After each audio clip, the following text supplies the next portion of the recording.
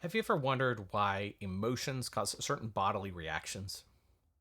Do you get hot when you get angry? Does your skin get flushed red? Or maybe your heart starts beating rapidly? Have you ever had stomach or digestive issues when you're feeling stressed or anxious? Perhaps neither of those apply to you, but this last one certainly will.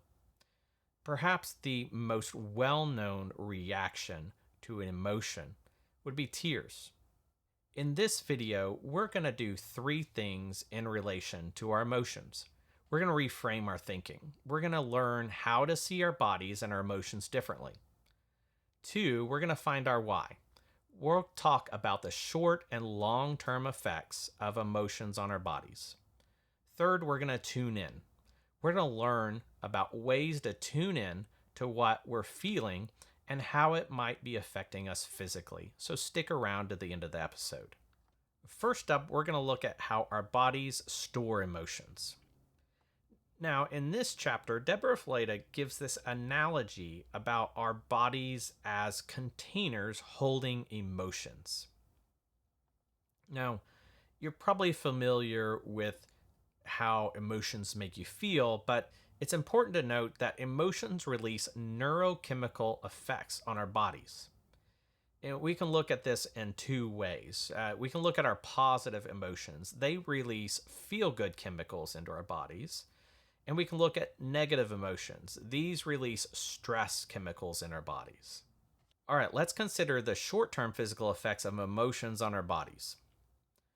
Now, you may know how these emotions make you feel, but it's important to note the physical effects on our bodies. For example, anxiety often causes stomach or digestive issues. Anger will often cause physical heat, flushing, or increased heart rate. Third, sadness often causes physical tears, which is a self-soothing response.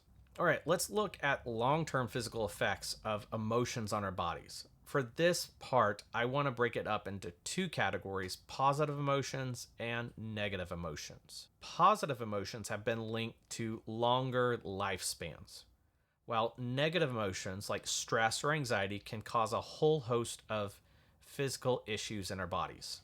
I'm going to give some examples of these, but there are a lot. So, first off, memory loss or cognitive impairment. Second, an impaired immune system, which leads often to frequent illness. Third would be impaired heart function, which would be our cardiovascular system. Fourth would be impaired gastrointestinal system. You may recall that in short term physical effects, it also affects our gastrointestinal system. Here we see that it also has long term effects. And fifth, we see impaired endocrine system. Think here hormonal imbalances. The body scan activity. In this chapter, Deborah talks about a few ways that the body scan activity has been used for both children and adults. In her own practice, she describes how she has children draw an outline of their body, and then she has them color in the areas where they feel certain emotions.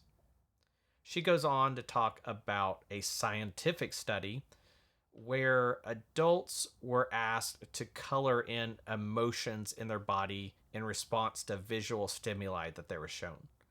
The scientists used this data to map out common emotions in different parts of the body.